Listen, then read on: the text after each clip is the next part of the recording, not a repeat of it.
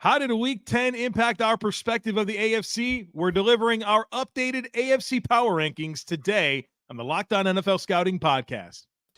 You are Locked On NFL Scouting with the Draft Dudes, your daily podcast for NFL and college football scouting. Part of the Locked On Podcast Network, your team every day. What's better than this? It's guys being dudes here on the Locked On NFL Scouting Podcast. We're the Draft Dudes. I'm Joe Marino from Locked On Bills. He's Kyle Krabs from Locked On Dolphins.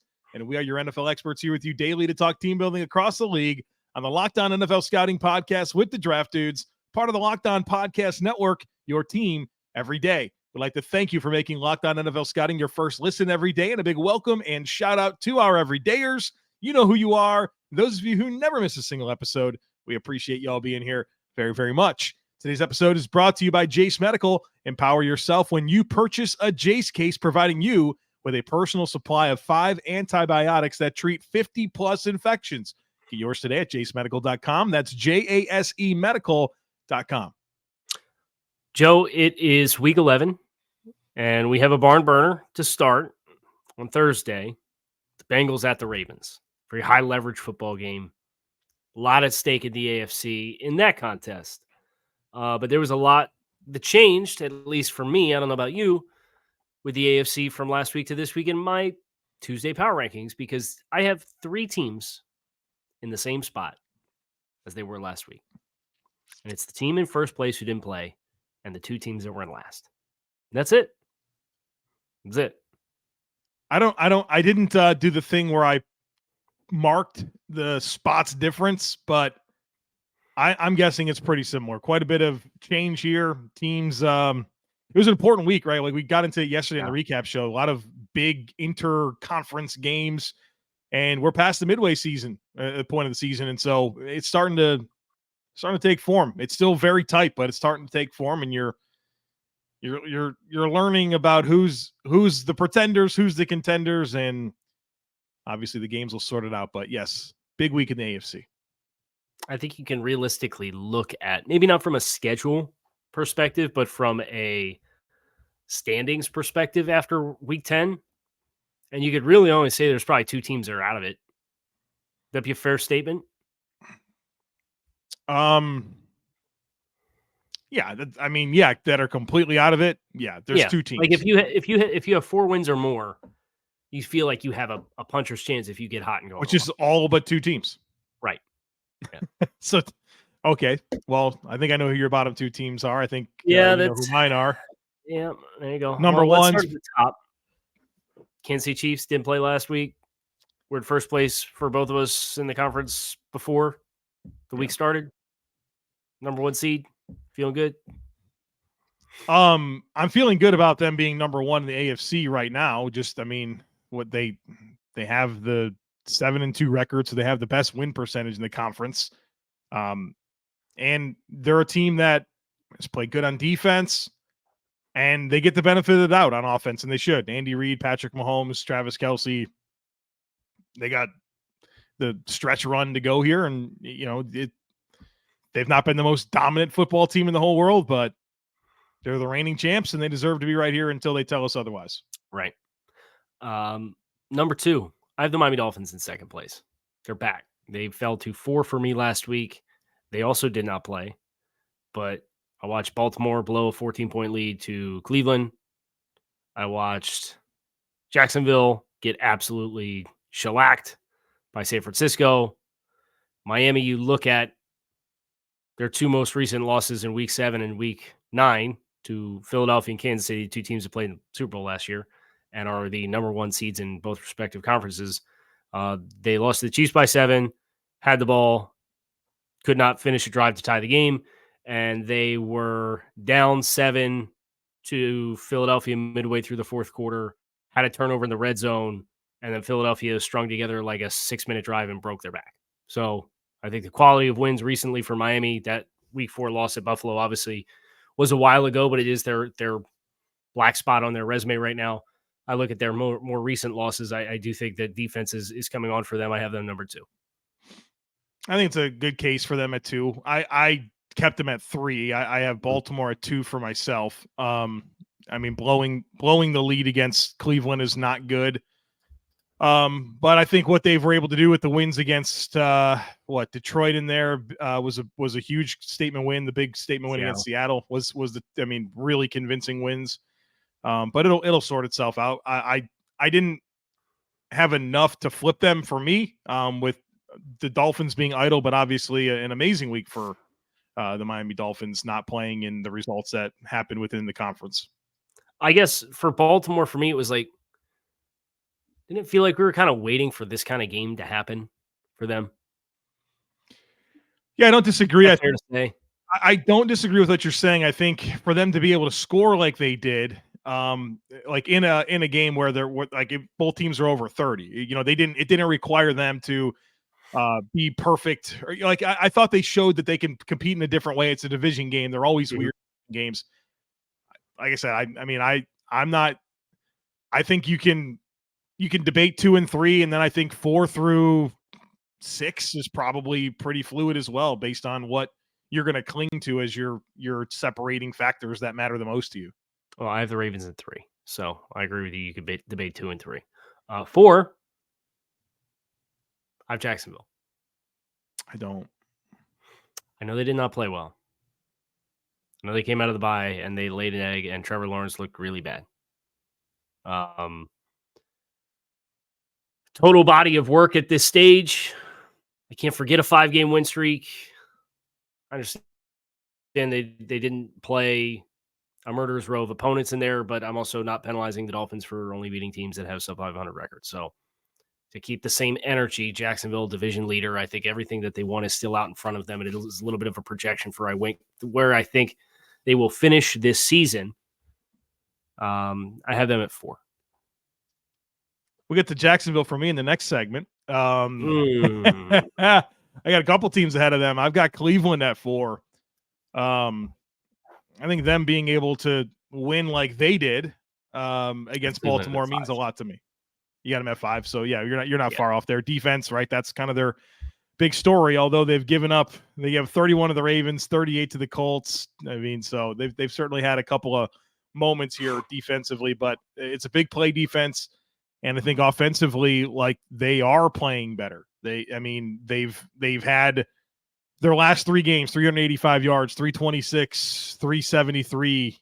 They've scored. I mean, what's their average points per game in the last 4? 39, 20, 27, and 33. Like, they're finding themselves a little bit here. I think they have some structural issues with their operation. Like, you wish that certain injuries weren't there and there was consistency in other areas. But, I think that them being able to kind of get through that shaky start, they've won 4 of the last 5. Their quarterback's healthy. That should help them. I'm in on Cleveland at 4. He did get an MRI on his ankle yesterday. Who was that? Deshaun Watson. We'll see. Got kind of tweaked, but the throwing shoulder is healthy, and that, Watson has shown the ability to play through stuff. Yep. Just not the throwing shoulder when apparently he can't throw the ball. Who do you have 5? I have Houston at 5. I feel like it's the right place to put them as well. I mean, quality wins. They beat Jacksonville by 20. Was it earlier? I mean, it's a huge win over them, and obviously they're going to play again. But then coming back, like that Cincy win, the dagger against Tampa. I mean, they're throwing the ball like crazy. They're resilient. I have a lot of respect for what's going on there. I think they have to prove that they can handle the length of the season, right? As a young team with a new coach. But I think they've with their wins against Jacksonville and Cincinnati, being a game, really a game back in first place in that division, I wanted to show them some love today. So I put them in the top 5 over Jacksonville, who we're going to get to in the next segment. But I think the trends of the two teams, right? I like where Houston's going, so I have them ahead of them. And I want to touch quickly on Houston, but I'll save it because I have them at 6.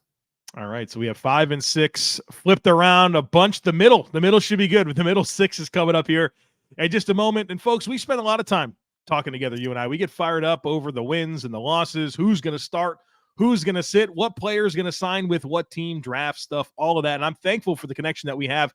And today I want our chat to be a little more personal. So whether you're on extended travel, you're bracing for a major weather event, or limited by yet another supply shortage, you are covered, my friend, thanks to our partners at Jase Medical. Life-saving antibiotics and a long list of daily medications can be ordered in a 1-year supply. Even ED generics for Cialis, Viagra, and Revatio prescriptions. So go online right now at jasemedical.com to receive your 12-month supply on your daily medication. Remember, use our promo code LOCKEDON at checkout for a discount as well. If you or someone that you love would like to get some peace of mind and have an entire year's supply of any daily medication, go to jasemedical.com to see if it's offered for you. Remember, use our promo code LOCKEDON. That'll get you $20 off your purchase.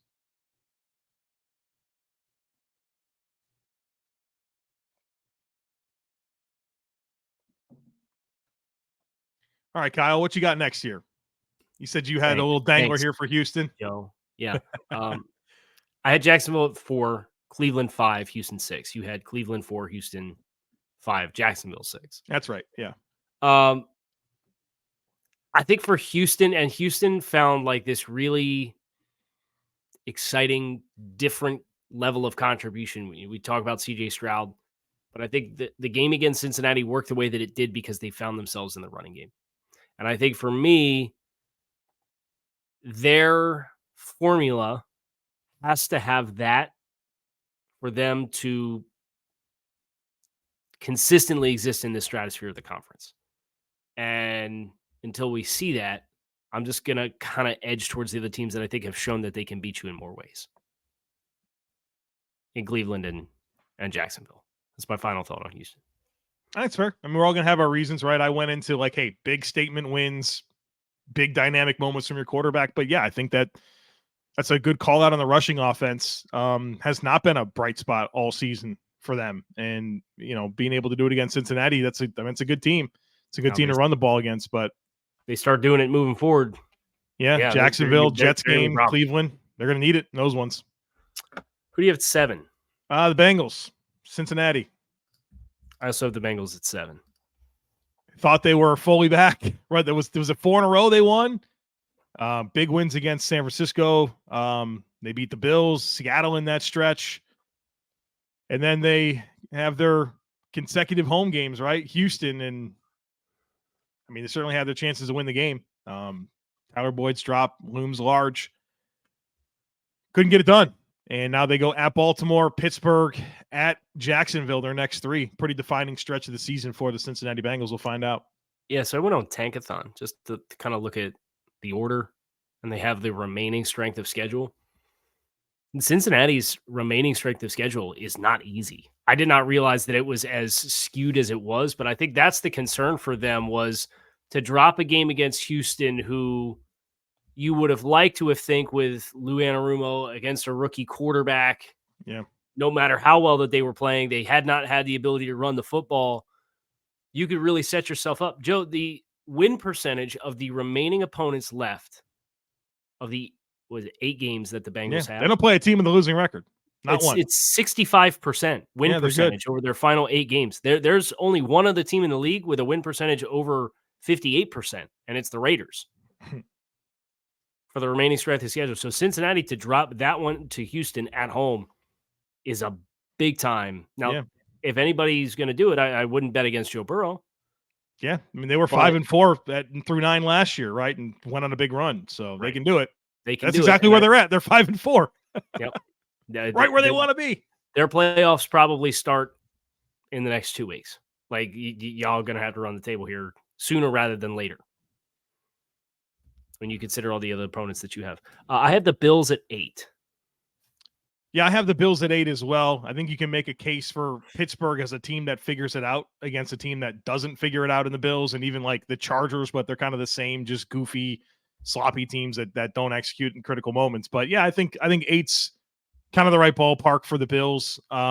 Sloppy operation, and Monday night was a good example of that. Kyle, you and I talk Bills and Dolphins all the time, like obviously on podcasts, but also behind closed doors. I've been telling you, I think for at least a month and a half, I've been saying, Kyle, the Bills aren't that team, right? I mean, the Bills are just not that team this year. And I think there's a lot of expired components of the operation and a lot of sloppy with them. So credit to anybody who whereas it was ahead of the Bills kind of taking a big down year. It's certainly happening right before our eyes with them at 5-5.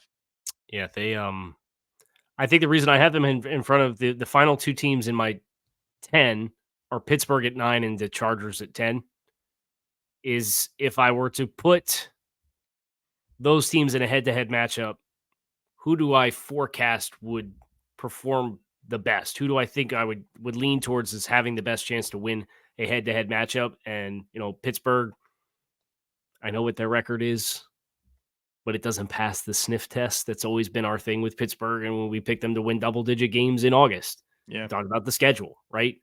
And they've won some games we didn't expect them to, and we'll see where they ultimately finish in a highly competitive division. But if you told me the Bills and Steelers were playing on a neutral field tomorrow, I'd probably pick the Bills to win by more than a field goal.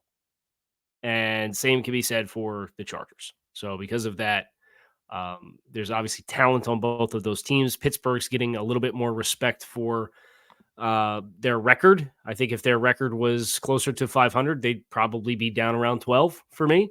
Right. But their record's they're not. But 6-3. It is 67%. So you're sitting at 9. Yeah.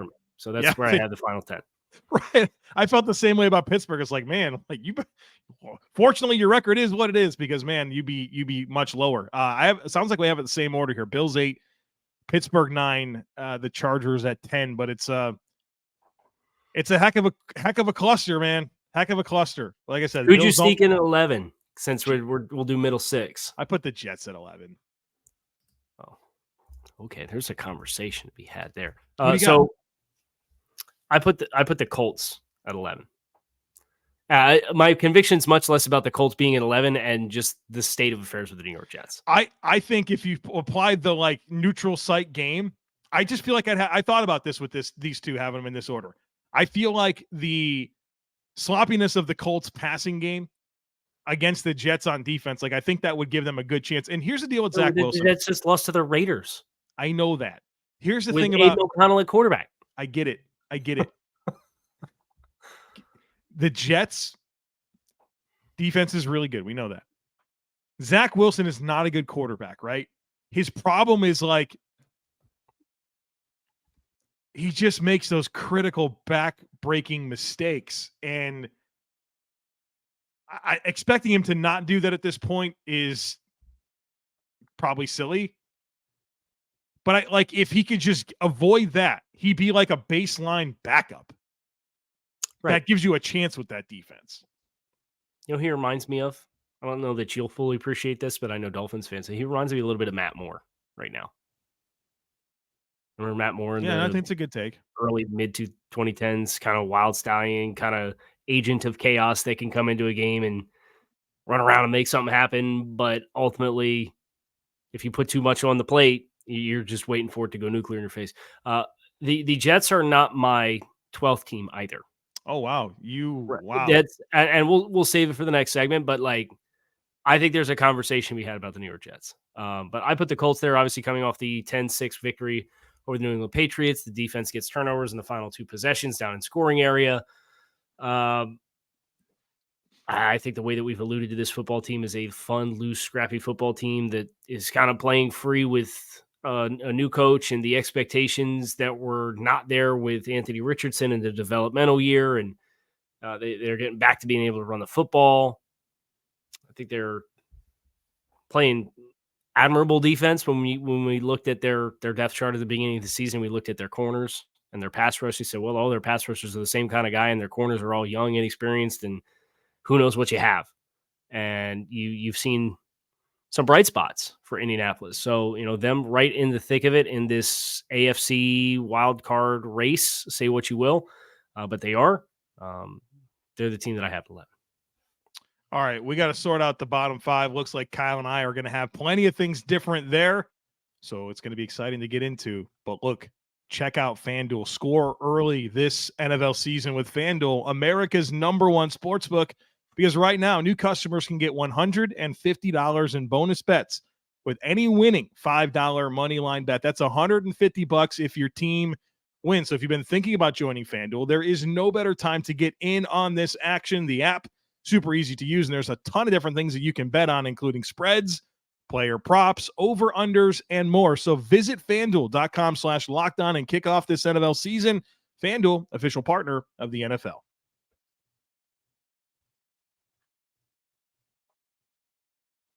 Who do you have at 12? Colts. Okay. I have the Denver Broncos at 12. Okay. This team's last 4 games. Been nice. It's been nice. This ain't the team that gave up 70 points in week 3. This defense, creating turnovers, getting after the quarterback, applying some pressure. It's been impressive. I think it's a bummer that Buffalo didn't come out and just pound the freaking ball because it was there to be had. Right. And that was the pathway to giving up 70. You know, if you want to go back to that defense and why it had its problems when they had that nuclear game, mine were in for 350 in that game. And then you're Buffalo and James Cook, I understand he put the ball on the ground the first play of the game. I thought it was a little excessive to put him on the shelf until the middle of the second quarter. First fumble since his first career game. 27 in a row. No fumbles. And I was like 8 yards a touch, whatever it was. Yeah, a little over 7. Yeah. A really productive game. And that game obviously went down to the wire.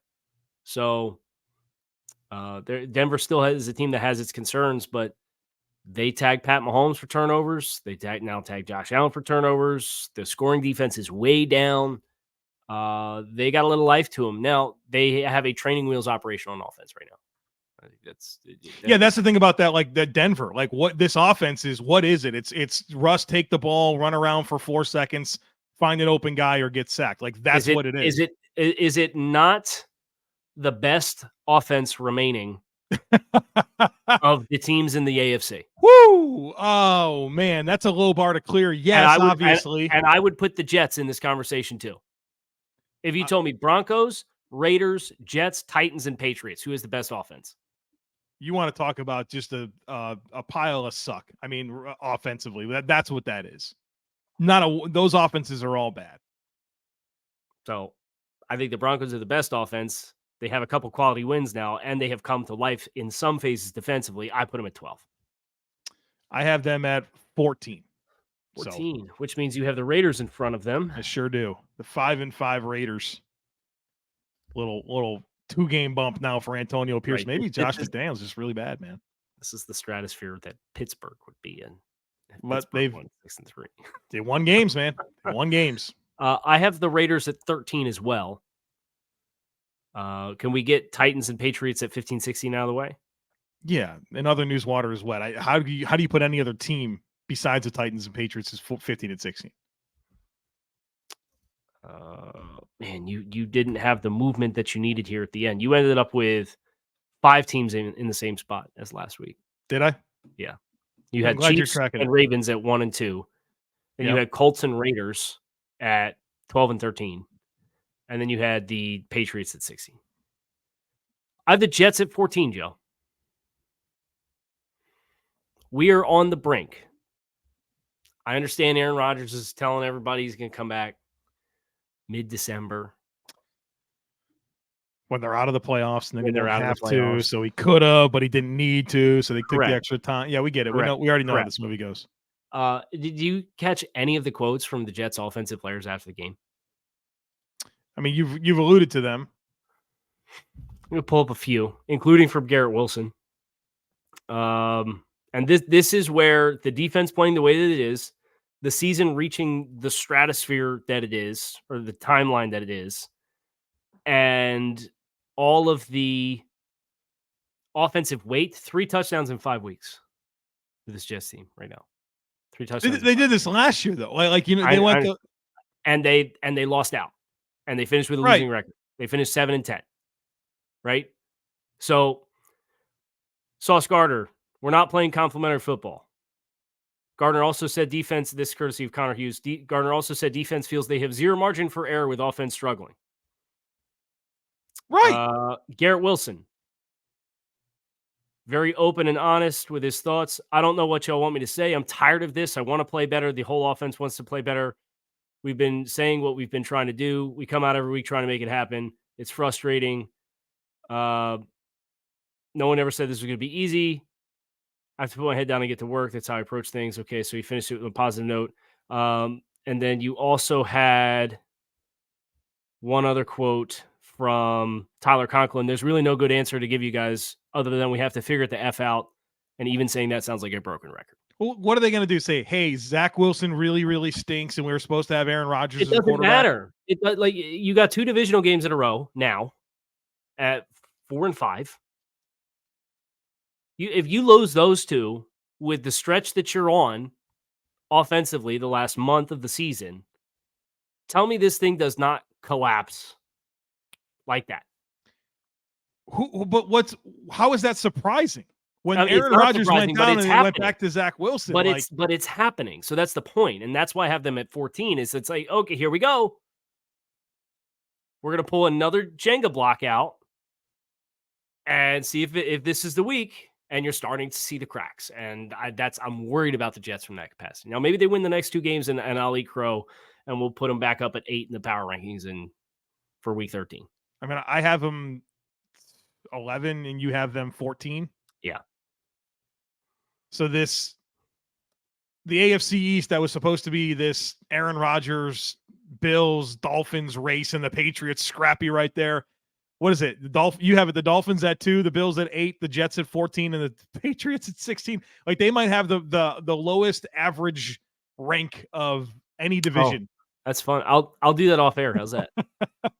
And we'll do a follow up, and then we can do the follow up for the NFC on Thursday. Because none of those teams are going in the right direction. None of them, except for the Dolphins, right? Like I mean, Dolphins sat on the bye and gained a game in the standings on everybody last week. Patriots might be the worst team in the league. The Jets are reeling. The Bills have lost. They're 2-4 in their last 6. They've lost 3 of 4. Like what? Yeah, it's yikes. Be interesting to see how it continues to trend, but that's going to do it for us here on this episode of Locked On NFL Scouting. I'm Kyle Krabs. He is Joe Marino. You can catch us on YouTube or wherever you listen to your favorite podcast. I hope you have a great rest of your day. I'll be back in tomorrow to talk about the NFC.